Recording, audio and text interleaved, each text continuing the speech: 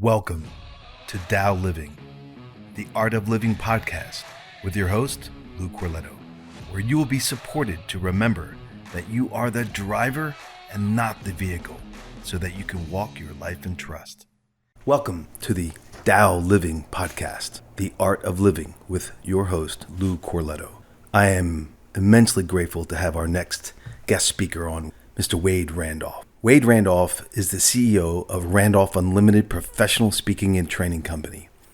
His company specializes in leadership, teamwork, sales, and motivation. Mr. Randolph is the author of the books Staying Strong Through the Storm and Leadership 9/11, How to Lead During Times of Change, Challenge, and Chaos. Furthermore, he is the co-author of Amazon's #1 best-selling book entitled World-Class Speaking in Action. For the past 12 years, Wade has traveled throughout the United States teaching business professionals strategies to improve their personal and professional performance. On the platform, he is known as the More Guy because he teaches from the belief that people can do almost anything if you improve their mindset, skill set, and compassion for each other. Ladies and gentlemen, as I mentioned in the introduction, that I am really honored to have our guest speaker with us, Mr. Wade Randolph. And I'm not even sure if Wade remembers this, but this was a number of years ago when we first met each other. We were at a Les Brown Platinum Speaking event, and this happened to be out, I believe it was maybe Santa Fe, New Mexico. It was a retreat area. We were on break. I was coming back from break, and for whatever reason in this retreat area, there was a heavy bag hanging. Heavy bag is one of those big boxing and martial arts kind of bags. And we were just coming back from this break, and I saw it sitting there. And I used to study martial arts. It had been a while, and it just called me. So I reached over and I just kind of did this kind of what's called a sidekick. And this gentleman who I briefly met maybe an hour or two before is coming back from break as well. And I could feel somebody behind me just kind of noticing. And I kicked this thing a couple of times, and he stops and says, "Drive with your heel." And all I heard was my sensei, because first of all, this told me a lot about this man. One, he understood martial arts. Two, he was observant. And right away I went, all right, here's a guy I need to learn from, because he was aware and he was just walking past me to go in. But it was a side comment like, all right, puppy dog, if you're going to kick that thing, do it right and kick it with your heel. And so I opened that up from the place of, this is how I first encountered this man. Now, from the rest of the weekend, we're at this training and all the other trainings since, I got to see the caliber and quality of this man. And when you look at the word character, for me, Wade represents that, because the concept of character is that old Greek of imprinting into the soul. Who is this person, right? The old adage of who you are in the light, right, versus what you do in the dark. Well, when they're one and the same and they're congruent, that's a strong character. And this man has that. And so, Wade, I am grateful for you to be here so I can keep learning from you, and also for the listeners who are tapping into this podcast. And what I'd like to do is tap into your wisdom and skill sets, and to get strategies from you for me and for the listeners around, how do we dance the dance in this new chaotic time? Well, let me say, Lou, first, I appreciate you. They always say you'll meet people that you know you have a strong connection with. So I always call you, regardless how many miles we're apart, you're my brother from another mother. Let me just say that. Thank you, sir. I'm always graced and blessed by your guidance. They say the Creator puts people in your life that will be also your cheerleader and will be your coach. So you have been that both to me, and I hope that we can be the cheerleader and coach to your audience, that we can take this new dance and help them dance well in this thing called life. Beautiful. So thank you for having me. I am so honored and blessed to be here with you again, my brother. Thank you, sir. So as one of the things that you're well known for is mindset. Right. Yes. And this is a key tool that is beyond necessary. It's been a catchphrase for so many years. Now it's an imperative tool. If people are not being mindful of their mindset, as I say to my clients, who's writing your script, you or someone else? Because if you don't write it yourself, someone else surely will. And right now, the narrative that's written for most people isn't really bent on our well-being and in our empowerment. Yes. So what, for all of your students and clients that you share with, what are some nuggets you can share with the group around mindset to make sure that they're walking to the beat of their own drum, not someone else's? Well, Lou, I always tell my clients, as a man or woman thinketh, so is he or she. Who are you behind your words? Who are you that realistically you show up every day and examine and give the best to you and to the world? It's interesting for me. I learned that from my background because some years before, when I had hair, this Wade Randolph that you see wasn't the person that we were talking with. You see, at one time, I had been burned out to the clothes on my back. And when you have nothing, it makes you examine, who are you? So I want you to imagine this, that you come home one day and you've worked for everything you have, and you stand there and you see everything you have go up in flames. And you have nothing. You're wondering to yourself, what brought you here? And what will you do next? So let's take the first question. What brought you here? You see, the greatest ability we have, Lou, is the ability to decide. And you have to decide, who will you be in this moment now? You see, often we say we live day by day, but here's what I say as being Wade the More guy, what people call me. We live moment by moment. And even though you might be going through hell, there's an old saying, if you're going through hell, keep running. But also you have to stop a moment and say, what is this that I'm doing? And does this examine and bring out the best in me? Sometimes the greatest ability we have is the ability to decide, who will we be in this very moment? And when I saw everything go up in flames, at that moment, I said, who will I be from this moment forth? You see, the fire marshal said, Mr. Randolph, everything you have is gone, sir. And you have the ability that we can talk to you about rebuilding and giving you the necessary tools and insights to have this place rebuilt, or you have the ability to move on with your life. Lou, at that point, I had to make a decision. And everyone that's listening to my voice has the ability to decide, what will they do right now? And I decided that the greatest investment I could make is within me. And I decided that I wanted to create a life that I would never have to go through that again. I wanted to create a life that would bring out the best in me. I wanted to create a life that I would be example to other people instead of a warning. Number one, I made a decision that I wanted to take my life to another level. I didn't know how I was going to get there. See, how was not the question. I had to decide, this is what I want for me to bring out the best in me. And Lou, I decided that time, at that moment, when I had nothing, that I wanted something better for me. And I started to work to get something better. Number one, we got to decide. Number two, you got to ask yourself, what is it that I'm here to give to other people? You see, often we reflect on what hell are we going through, but there is someone, I guarantee you, if you look around, there's always somebody going through tougher times than you. And the Creator put in us that we have the ability to move forth past where we are and bring out the best in us. Because if we bring out the best in others, we can help bring out the best in other people. You can be an example, or you can be a warning. I decided I was going to move my life to another level, but also I want to be an example of people. If you go through hard times, so you can get to the other side. Is it going to be easy? No, but is it going to be necessary? Yes, it is. That's how we move forward through these times. Mindsets, Lou. It's thinking in new ways. It's thinking in different ways. It's thinking about, what is it that I'm really here to put for, and what is it that I can be if I put myself to the test?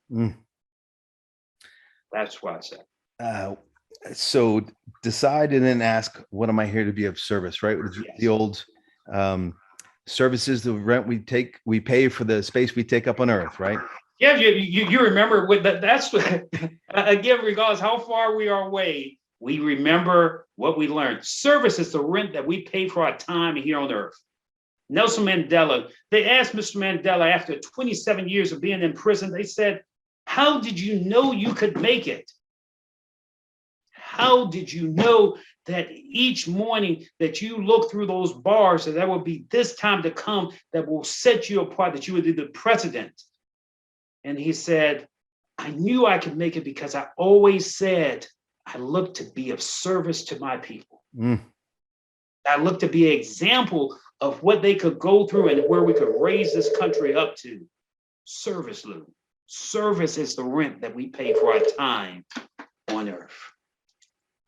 Ladies and gentlemen, as you're listening to Wade share, especially if you're going through rough times right now, this is one of those counterintuitive moments of insight and suggestion, that when you feel like you can't even find your way out of, which way is up, to think about being of service to someone else might seem like it's the last thing on the docket, but it'll be the first thing that pull you out of your own space. And I can say this from personal experience, not just from teaching it, is because then I get out of my own way. I get out of my own troubles and sorrows, even when I feel like I don't have two nickels to rub together. If I have something that I can give, a lending hand, I can do something for someone else. And by doing that, it pulls me out of my own funk and I start to see clear again. Otherwise, if I stay in my own story when I'm down and out, then all I do is stay in my own story and stay down and out. And so we have the ability to write our own story. Let's just take for a moment the analogy of a movie. And we are the best actor in that movie. And we have the ability to say, what is it that I want to do? And what is the movie of my life supposed to be? What is the movie of the people that are around me? How can I be of example to them so they can rewrite the script of their life? And so what have you found with your clients as you work with, when they're in difficult times and they hear the words that you're saying, like, hey, you've got to do, it's up to you and it's in your hands, where the subconscious mind might be feeding some of the limiting beliefs? How do they get off the fence of, yeah, but, right? So what tools and strategies do you help them get out of the limiting beliefs so they can remember who they be and step into their greatness? Lou, sometimes we forget who we are. Sometimes we forget. So number one, I have my clients take a moment and I have them list 10 things, or what I call the 10 steps to awesomeness. So I want them to list 10 things that they have come through in life, regardless what age they are.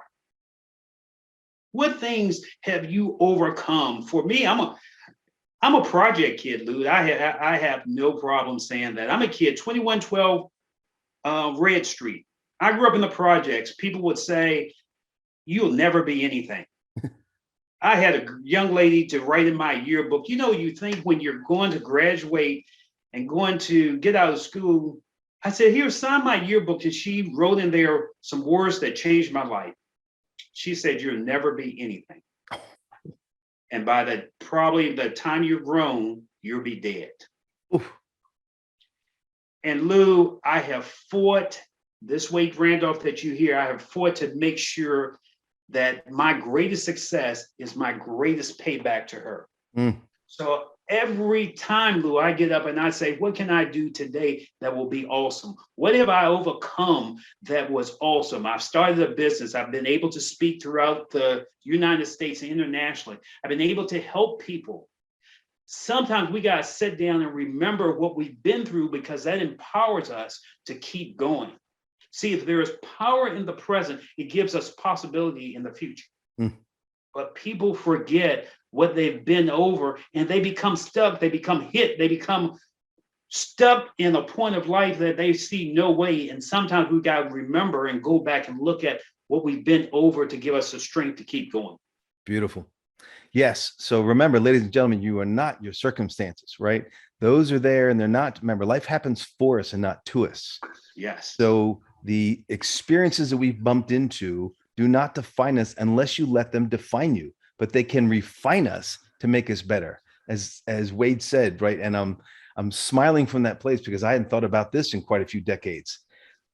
In the yearbook, those high school yearbooks, there was that section where you filled out your own bio, like whatever sports 1, 2, 3, track or football or wrestling or basketball or whatever it was, and then underneath some kind of little thought. And somebody revealed this to me decades ago that I forgot. I even wrote it when I was a teenager, and it said, "I hope to live past 21," because I was on a road that wasn't going to keep me here too long if I kept up the actions that I was up to in those early days. Yet those actions then did reveal gifts. At the time, they weren't gifts. I was a victim and they were punishments and I was suffering. But as I was willing to shift my mindset to see that indeed behind this, that who I will be on the other side of these opportunities, these challenges, was something bigger and better. And that's a better version of me.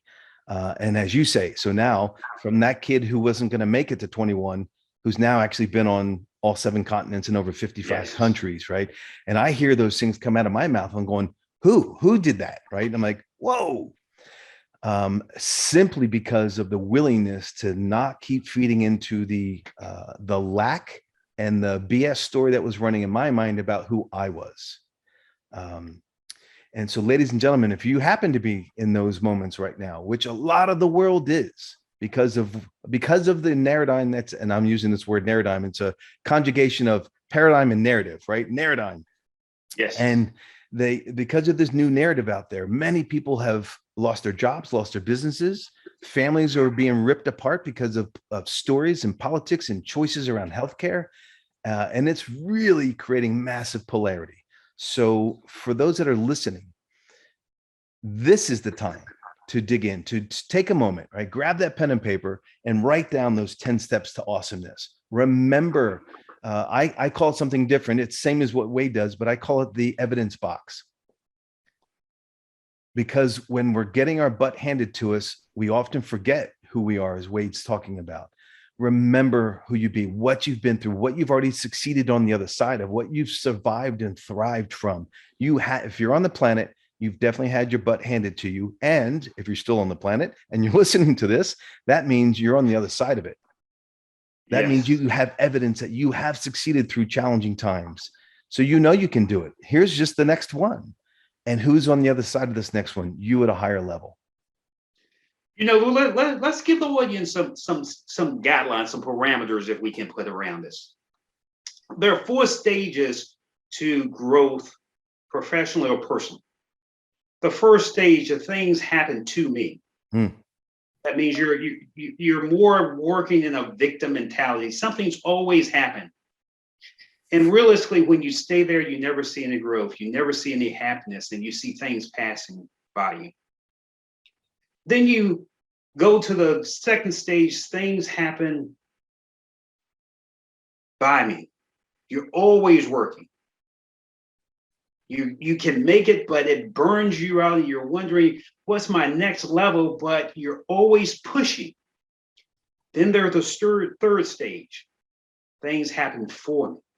When you stop fighting, when you embrace your gifts, when you embrace who you are and your purpose and why you were put on this planet. When you see everybody walking around you and they're in a funk, but you are the person that brightens up the room. Because you know that inside of you, not outside, you live from the inside out instead of the outside in. And then you go to the last stage, and this is a stage that the Nelson Mandelas, the Mother Teresa's, that they embrace it, that the world, they know that they can make a change. And that stage is things happen for us and to us to make us better. What's happening to you to make you better? What's happening that the world becomes your stepping stone and you help people step to another level? There are levels, and you can't get stuck. Here's the number one thing that we are struggling in this time, in this place, this pandemic thing that we talk about. How are you growing? How are you becoming the best person that you can be, so this becomes your learning ground instead of your burial ground? Ooh, I like that. That's beautiful. What is it about you that you can say, I can make it, and your example to people instead of warning? Learning ground or burial ground? Yes. Ooh. So for those that are listening to this episode, the oftentimes when we're not able to see past our own current perspective, we get stuck in the limitation, right? We can't see out. So the old 9 dots process, we can't see outside the box, right? And that old exercise where if you put the 9 dots and you ask somebody to take 4 lines and draw a pencil and connect all these dots with those parameters, listening to as most minds hear it, you can't. It's absolutely impossible. And the only way to overcome that, this little psychological exercise, is to draw outside the dots. Then you achieve it. And so during these moments, it's critical that we have, as they say, the quickest way out of a maze is to rise above it. If you're trying to get through the maze from the ground, you're going to bounce off a lot of dead ends. But if you can transcend for a moment, then you get an overview of the picture, everything changes. And this day and age, as I just shared in a previous podcast, was right. Please understand, we are not ever going back to the life you knew. That is gone. And there's a beauty in that. It's anytime massive transformation occurs, it's not fun, but it is essential. So our core industries all need to upgrade. Every single one of them: banking, politics, finances, healthcare. They all have to upgrade. They can't be fixed or repaired. We need brand new models. So a lot of these things are being taken away from all of us, but something new and better is coming for each of them. And will you be one of the driving forces for these industries? So instead of sitting down waiting for somebody to fix it for you, stand up and be the leader, right? You might think, well, who am I to do that? You're the one, right? And that's why the creator put something special in you.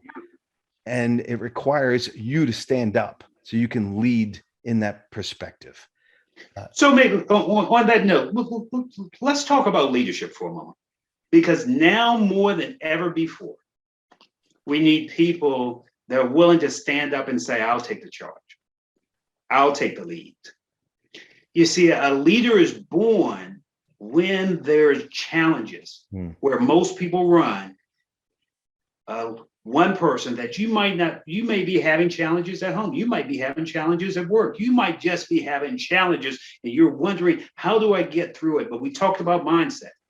Sooner or later, you've got to stop running. Sooner or later, you've got to make that conscious decision to say, I'm the one that will take it on. John Quincy Adams once said, what is leadership? They asked him, what is leadership, sir? And they said, if I can help people to do more, to become more, to dream more, then I'm a leader. Are you willing to help people to become more? Are you willing at this time, even though we're going through challenges time, to dream more? Most people suffer from possibility blindness. They don't see what's possible because they are so caught up in the limitations of what other people have told them. We're not limited, we're unlimited. What's possible for you that now, if you stop doing the same old thing, the same old way? Most people take the old way home every day, not seeing the other street, the other block that they live in. What if you did something new and see what's possible to bring out not only the best in you, bring out the best in the people that's around you? Now it's time to be a leader. Now it's time to really step up and say, just maybe we can do something different, because now this is what's being demanded. So my question goes back to the simple one. Are you willing to stand up, as John Quincy Adams asked, and be a leader that show us a new way of thinking, a new way of acting, just a new way of being? As Mr. Randolph has mentioned a few of game-changing people on the planet. Nelson Mandela, Mother Teresa, all of these folks who have made these quantum shifts in humanity. And it's all been through service. The Martin Luther Kings, these iconic human beings who've walked on the planet. I remember when I took a list of these folks and studied, and I was looking to extrapolate, like what is this essence? And for me, I came up with three things. One was they knew who they are. Mm-hmm. Two, they make a stand for what they believed in. And then three, they made their contribution through service. So in my vernacular is who you be, what you got, and what you're going to do with it. And ladies and gentlemen who are listening, that's what this conversation is all about. That's why I asked Wade to be on this call, is to help us remember, one, who we be, two, what you got, and three, what are you going to do with it? Because if you just keep sitting on the couch and whining and moaning, nothing's going to change. Well, that's not true. It'll change around you because life is always moving. Nothing sits still, right? Change is the only universal constant. And so it's imperative to have a new dance with change, a new relationship with change, to embrace it instead of try to resist it, and discover who you be at this next level, because life is stripping away what no longer will work in this new dance, right? What got us here can't get us there. Yeah. I remember some time ago, Lou, that when we were with Les Brown, one of the best speakers on the planet, he had a function and he said, look, I want to bring in a young lady that can help you with your mindset and your thinking. I'm saying, oh, who is he going to bring in? You know, I'm studying with one of the best speakers on the planet. Who else will he bring in? And he brought us together. He said, please help me welcome in a young lady that I don't take lightly. She's a part of my extended family. She brought in the world-class actress, Cicely Tyson. And I was amazed. And when she walked in, this is a lady that's been on television for years. She played in Sounder and different movies that just has set the genre of what an actress should be. And when most people were running over to get her autograph, I said, no, I don't want an autograph. I just want to understand, how does this lady, when she's on television, she can almost make you feel like she's in your living room, that she's sitting next beside you. And when she delivers a line, she's talking to you, but she's really on television. And I said, Miss Tyson, can you tell me, what is it that makes you just have so much charisma and power and be able to deliver a line that it just touches you, not in the heart, but the soul? And she said, baby, she said, here's what I want you to remember. She said, who you be, baby, at your core. Who you be that people died for you just for you to be here? Who is it that cried for you when you didn't know where you were going? Who is it that prayed for you, baby? And she said, the thing you have to answer is, who will you be that you will pay them back for what they went through? Who will you be example for, baby? Who are you willing to stand up for? Baby, every day give your best, because someone's always asking who you be. Lou, who we be at our core? Who we be that we can make a difference in this world? Who we be that even though we're in the pandemic, that we can reach out and say, I'm not small, but I'm big inside and I can make a difference. See, the one question we have to answer, don't make it difficult, who we be that people will say you made a difference as you pass through this thing called life. Who you be, baby? That's what she asked. Who you be, baby? Ladies and gentlemen, as you hear that, who you be, please remember. So it's it's my tagline for this podcast and the work that I do, which is, you're the driver, not the vehicle. So when you look in the mirror and you ask yourself who you be, do not identify yourself by what you're driving. This is what you've been given, this sacred temple on how you get around, but it's not who you be. It's just how you get around. Who you be is the driver inside of that. Who you be is that bright light, that soul that is unlimited in its potentiality until you and I decide to limit it by a thought, by an experience that we buy into, some kind of story that's against who we are. So keep remembering who you be and then express that. And then as Wade was just describing, what I heard from Cicely Tyson's description, how do we pay it forward? Right? How do we pay it forward to those who help get us here? No matter if you think you're a self-made this, that's part of your ego. You've done the work to achieve whatever you've achieved, especially if you're successful, whatever, how you define that. But you did not do it alone, no matter if you think you're self-made or not. That's just the ego talking. So how can you pay it forward in gratitude for those folks that help you get wherever you are? And if that's simply just still on the planet and you're breathing, that's a thing. If you're super successful and however you define that, that's a thing too. But someone or groups of people helped you get there. How do you pay it forward in gratitude? Yeah. You say a great word, gratitude. Gratitude is something that we have to connect with that more than ever before. Again, the person that connected you and I years ago was Les Brown. And I never knew, Lou, that this voice that you hear that existed. And I called him one night and I said, Mr. Brown, I don't think I can be what you want me to be, sir. I know you train speakers, but I've looked at other speakers and I don't have the ability, sir. I said, so he said, Mr. Randolph, Mr. Randolph. And sometimes, Lou, we have to have people in our lives, such as you, that will call upon the greater part of you. See, there are two parts of us, a lower part of us and a higher part of us. And we see that higher part sometimes when we say it's too tough and you grit your teeth and say, I can get through this, and you get through it. Sometimes we see that higher part when there's a mother and they see their child and the car has ran over and they lift it up. There's a higher part in all of us. And he called upon that higher part. He said, Mr. Randolph, he said, let me talk to you for a minute, sir. He said, I think that you're prejudging yourself. Maybe you can't see the picture when you're in the frame. He said, but right now, you can't see it. He said, but I want you to give me one chance. And I said, one chance? What are you talking about? I've been through the trainings. It's too difficult. I can't do it. Sometimes the greatest enemy we have is ourselves, because we talk negative. We talk about what we can't do. We can't see what's going on. And that's why we need somebody like yourself that will help us see the better part of us.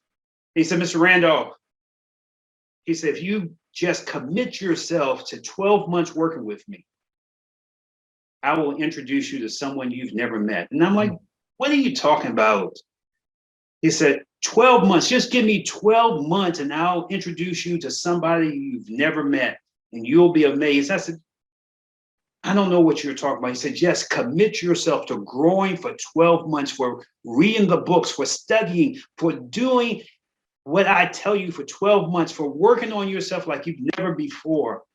And I'll introduce you to someone you've never met. And I said, what are you talking about? He said, no, first I need a word from you. Commit yourself.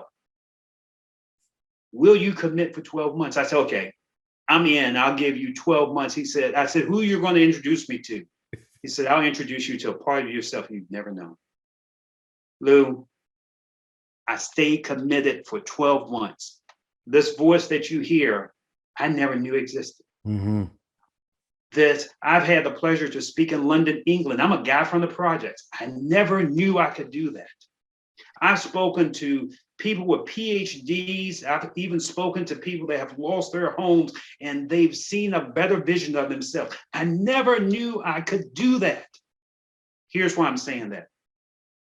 Commit yourself. Commit yourself for 12 months to growing whatever way you can. Commit yourself. Sometimes we need a cheerleader and a coach. Get you a coach like Lou that will help you grow, and give him 12 months. And at the end of 12 months, ask yourself, was it worth it? I guarantee you, from a guy that's been through that process, 12 months, you introduce yourself to somebody you never knew existed, another part of you, the higher part of you, the person that you will be amazed at what you become. When you work with Mr. Wade Randolph, you are unrecognizable at the end of 12 months. Truly, that's the beauty of this process that he's describing, because there's always a next level of who we are, always. There is, in the process of mastery, there's no place to get to. It's the unraveling of next levels of the expression of greatness.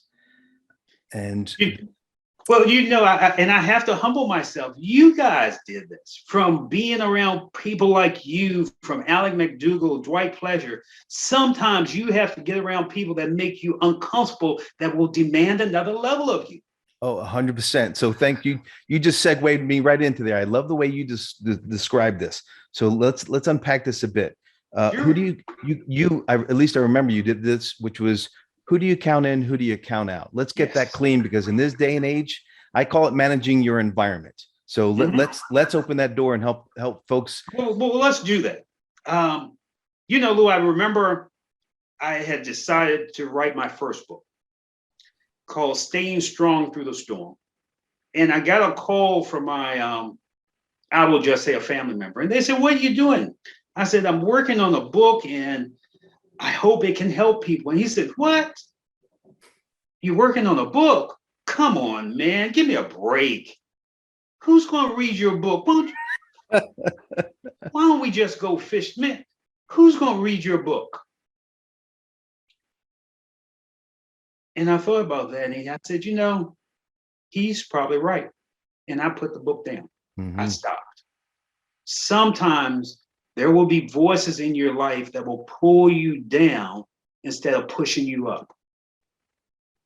And I remember 2 weeks later, I got a call from a guy named Alan McDougall, an old friend of mine's, another brother from another mother like you are. And he says, "Man, how you doing?" I said, "I'm doing pretty good." He says, "How's the book coming?" He said, "Wade, are you still there? How's the book coming?" I said, I'm not working on it." He said, "What? You're not working on it?" I said, "No, I put it down." He said, "Look, you committed to me that you're going to work on the book." I said, "Well, man, stop. I don't want any excuses. I want you to work on the book." I said, "Well, I don't have." He said, "Look, I don't want any excuses. I want you to work on the book." Lou, as I say here today, I've sold thousands of copies of that book. I've had a lady to tell me last week that I changed her life from reading that book. See, my family relative was the one I need to count out. I love him, but I had to learn to love him at long distance. Alan McDougall and such as you, I had to count in, because you were the guys that made me pull up, that made me bring out the best in myself. And here's why I always will say, if you don't listen to the voices that pick you up, then you're not only disserving you, you're disserving the people that is your assignment to help up. Who should you count in? Who should you count out? And sometimes the people you might have to count out is those people that don't see the greatness in you. And those people like yourself and Alan McDougall that do see the greatness in you and demand the most of you. Who should you count in? Who should you count out? Ladies and gentlemen, please take this piece to heart, as this is critical, and it requires you to be brutally honest with yourself. Because if you have people around you that will not support you into your next level of greatness, then that's on you. If you stay around people who will keep pulling you down or keep you staying where you're at, and if you choose not to be there, then that's on you. And it's also on you to do what Wade just said. Who do you count in and who do you count out? So who do you bring into your life to challenge you to step into your greatness and to support you to those accountability statements and actions and choices you've made? That's on you as well.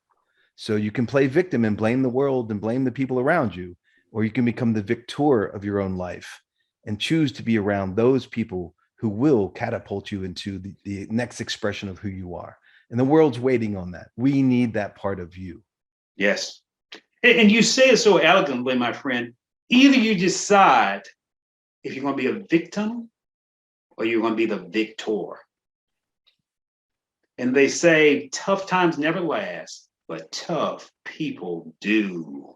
Aho. Victim or victory. I go back to you just ignited. So realistically, some years later, the young lady that signed my yearbook that told me I'll be dead and I'll never be anything. I was teaching a class in Richmond, Virginia. And in that she walked. And she said, is that you, Wade? I said, yeah. She said, I thought you were dead. Lou, I said, yeah, that guy you knew, he is dead. Oh, I'm a new person. Mm-hmm. See, because I decided to be victorious instead of being a victim. The greatest revenge we will have over this time is overwhelming success. But it's up to you, victim or victory. And did you hear that, ladies and gentlemen? He said, yeah, that guy is dead, right? And that's the part. Are we willing to let go of those parts of ourselves that aren't really who you are? They were character attributes. They were personality traits that you expressed to get to where you were, maybe survival tools, most of them. Are you willing to relinquish them? And that's a scary part when you bump into that moment in life, because it's the old, who am I going to become? Well, who will I be now if I let go of all of that? Because you're losing part of your identity. That's scary and painful, but it's essential to then identify, to become the next expression of you. And that's where the work lies. Marianne Williamson says it so eloquently. Our deepest fears is not that we are inadequate. Our deepest fear is that we are powerful beyond belief. It's not the darkness, it's the light that we fear. And playing small doesn't serve anybody. Doesn't serve anybody. So, the question is, when we go back to how we started, how are you being of service? And how are you letting your light shine? Because if you allow your light to shine, it will not only light your life, it will light the lives of the people around you. And here's what I say, if we even could do that, think about lighting the lives of future generations. What can we be and who can we become? That's where we need to ask. The flame loses nothing by lighting another candle. Not at all. And can your flame glow and burn brightly? Mother Teresa said it well. They asked her, Lou, they said, why is it in Calcutta where you see people dying in the gutters? Why would you go out and try to be of service to them? Why would you do that? It's dangerous. You could catch something. You could even be killed. She said, because I see the light of the Creator in every one of them. And I thought about that, because if she saw the light of the Creator and the beauty in everyone, and then she also had to be seeing the beauty in herself. And sometimes, Lou, we just got to pause and see the beauty in the people around us and recognize the beauty within ourselves. That's yes, sir. That's one of the things, and I'm sure you've done this with your clients over the years, is if we were to ask them to sit down and write a list of all the things that they love, they would list people and family and places and travel and food, but how many would actually have themselves on the list? Yes. And this is a big one, ladies and gentlemen, because when I first went through that process, I surely wasn't on the list. It was everything outside of me. And so it took lots of work to finally get myself on that list. And then over the years, move it up the ladder too, right? So just to get it on the list at the bottom was a start, but to get it to move up that ladder, and not from narcissism, from an authentic place. Because just like the old airplane metaphor, if you don't put the mask on yourself, and I don't mean that kind of mask, I'm talking oxygen breathing. If you don't breathe for yourself, you can't be there to breathe for other people. Well, not breathe for them, to help them breathe, right? So if we don't honor ourselves, then we can't honor other people. And it's beautiful and easy to see the beauty in others, but use that reflection to start seeing in self, so you can then continue to see and a bigger scale in others. So I often challenge my clients, Lou, because when I first did this a few years ago, I told a group, I said, the number one thing that I have learned is before I service you, I got to service myself and I got to love myself. And 98% of them laughed. I said, that's interesting. So here's what we want to do. And I challenged them then, and I challenge you now. I want you to take a list and say, I love myself because of, and do it 10 times. And if you find 10 times easy, push for the 11th. Because the deepness and the richness of who you are will come not from number one. Number one is easy. But when you get to 11, 10 and 11, that's the hardest one. If you can come up with that reason, you will find it will start to enrich your soul. I love myself because of. See if you can list that 11 times and let us know what happens. And then take that next step and courageously express that into the world. Yes. Who are you? Who are you? What do you have? And why should other people care? 100%. So to honor your time, sir, and to honor everybody else, the listeners, let's just and of course, with your permission, I will ask to bring you back so we can take this and dance even further. Okay. What would you like to leave the listeners with? So, and ladies and gentlemen, right underneath this episode, I will have Mr. Wade Randolph's, all of his contact information, email, website, and he's also offered a free, as I mentioned in the very beginning of the introduction, he's offered a free chapter of his book too. So all that contact information is there at the bottom of this episode that you're listening to. So reach down there, click on that, and contact Wade. If you want somebody, as Les said to him, if you give me this period of time, I will introduce you to somebody you've never met before. And so if you're looking for somebody to guide you through the process or speak at your event, this is the man.